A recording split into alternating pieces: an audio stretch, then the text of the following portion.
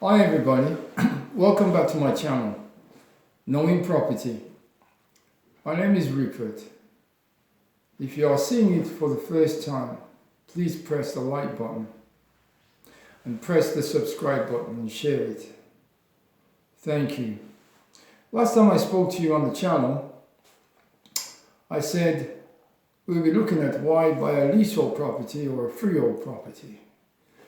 And the reasons for you to buy a freehold property or a leasehold property. Leasehold property tie you to a leasehold contract that might be difficult to get rid of. A leasehold contract can be up to 99 years. Yeah, too much restriction. There's service charges on the leasehold contract, ground rent. You also need permission from the owner of the land to even plant a tree. The property will have a lower market value. It can be difficult to sell or remortgage. If the lease on it is not over 99 years, the banks very rarely look at and it would need to be remortgaged. Of loans institutions or banks will not really be interested in giving a mortgage if you're selling it and someone's coming to buy it. However, you can apply to the owner of the land to buy the lease. It can cost over 9,000 or much more depending on the lease. I dealt with one a couple of years ago with all the solicitor's fee and everything else. It was around £9,000. It was only a small lease on a house, a residential property. And we are speaking about residential property. If the lease is in a block of flats, this can be much more difficult to purchase the lease. So you would have to be in agreement with everyone, and that would depend if the owner of the land will be selling the lease. Other forms of lease when buying a property is a thing involves a management companies on existing new properties and also properties that's up to 30 years old.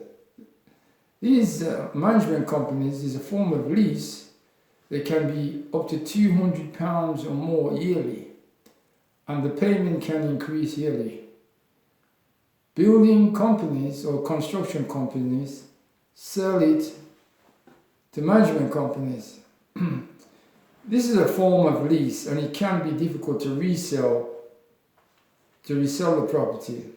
I myself have purchased one with a small lease arrangement or management company, and it took a little bit longer to complete and resell the contract at the completion of the contract.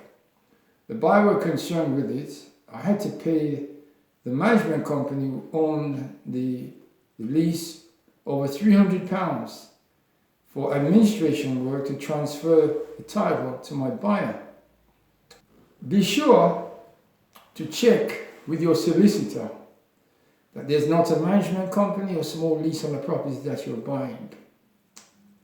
Furthermore, you must do your own due diligence to ensure there's not one on the property. You can also ask the owner of the property that you intend to buy it from.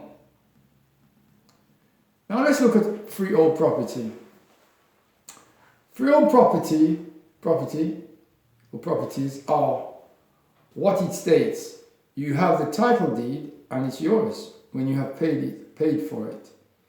It will have a better market value. 2, it will hold its market value and increase yearly.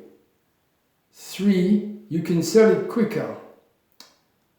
4, it can be passed down to children, grandchildren or relatives with less frustration. That is some of the advantages of a freehold property. What type of property should you consider buying? An old property up to the age of 35, 40, even 50 years old is better properties. They have real floorboards. In the instance where there's a leak or you want to get under the floorboard, you can always take the floorboard up, compared to a new property where you have to cut out the floorboard because it's all in one. They are much stronger built. Shower and drainage runs freer. I know what I'm talking about comparing to a new property. Property hold their value much better than new ones.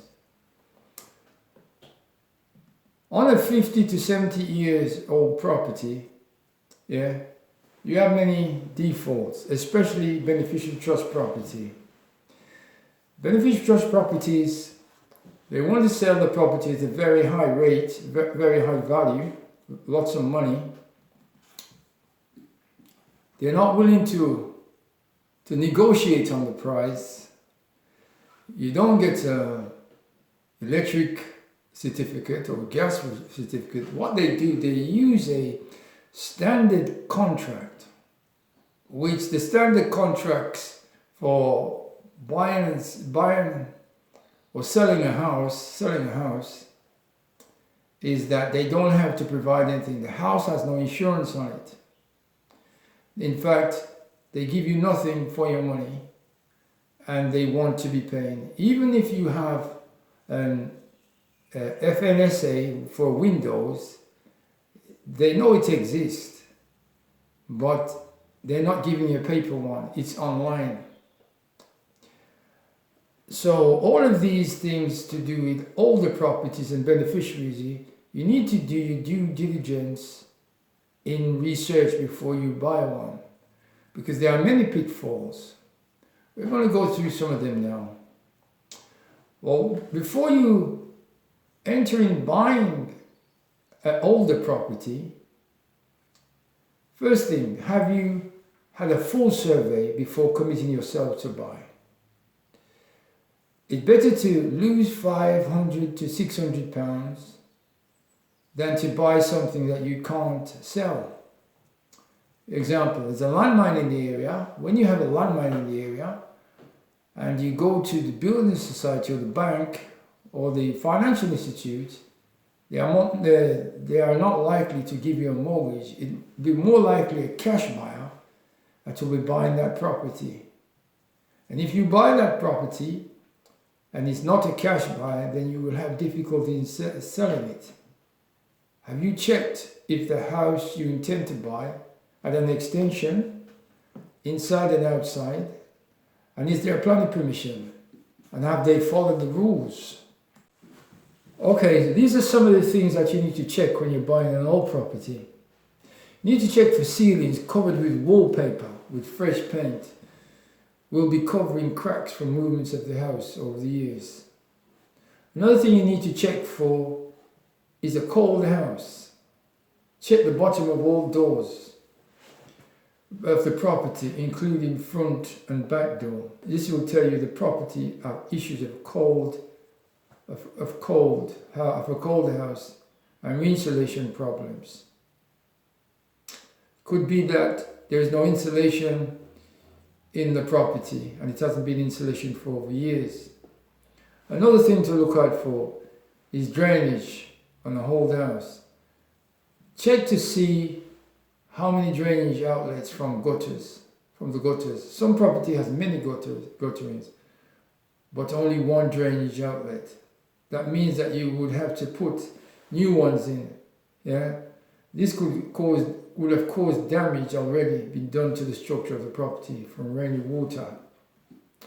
Another thing to look out for in these properties are walls, damp walls, molds, issues of dampness, and no air vents. Old houses with wallpaper, with fresh paint, could be hiding damaged plastering walls. When you remove wallpaper, it would definitely need replastering because it will just crumble off the wall, and repair with a number of cracks with that. Most of the time, when you bought the property, this is not in your budget. Also, buying a property with flat roof windows. Ensure they are in good condition and they're not leaking. Normally they last up from 15 to 25 years, or 10 to 15, 25 years, a flat roof window. One to repair can cost up to £125. Well, can cost £125 just for the lead. This is not for the labour. This is to replace the lead on the one window. To repair it, you can have it done cheaper. Another thing is to check is extensions and new windows. Ensure that planning permission was given or allowed permit. You can see these on the local planning website or call them to confirm and to ensure extension on the property is genuine. Also, please to check the outside of the property, that the extension on the property, the brickwork matches the other. Yeah, that the whole brickwork matches the other on the property. If not, if it does not match and it is odd, the bricks, reselling the property can be difficult and can be difficult to resell. I've seen it. What normally happens is that the owner of that property will have to reduce the price for a sale. Ensure that new windows have a certificate approved. They can be viewed online. Also check outside fences and boundaries. Walls secured. They are well secured, and you have the knowledge available to ensure to know which one is yours. Also, another thing to check is to ensure to read the survey's report of condition of the roofing. If buying, it will tell you if there's any tiles missing, what you need to do. All of these will be on the survey, the full survey's report. Also, another thing to check is ensure that you've checked the loft space. Ensure that you see in the loft. Ensure that you take a step ladder with you. Sometimes people have their own ladders coming from loft. You are looking to see if it's cold. One, if it's cold, can you feel any wind coming in the loft? 3, is it wet? If yes, could be a hole somewhere in the loft. Check for insulation all over. If not, or you would need to put insulation in if it has no insulation. All the seals broken over tiles, etc. We're talking in the loft itself. And it would need attention. But you would have to replace the insulation in the loft. This is where we're going to end. Next time I come to you on the channel, I will be speaking about buying a new property and the pitfalls of buying a new property. And you have heard about these pitfalls of buying new property. So my next video will be on buying a new property, steps to take before buying a new property, doing your due diligence survey before you buy that new property. Thank you for listening to this video. If you like the video, please press the like button and also share it. Please leave your comments on the video below, or send me an email. You will find it in the description box at the end of the video. As I said, dream big and make it happen with a plan. Believe in yourself and nothing will stop you from fulfilling your dreams. Thank you again for watching this video. I'll see you next time on the channel. Bye.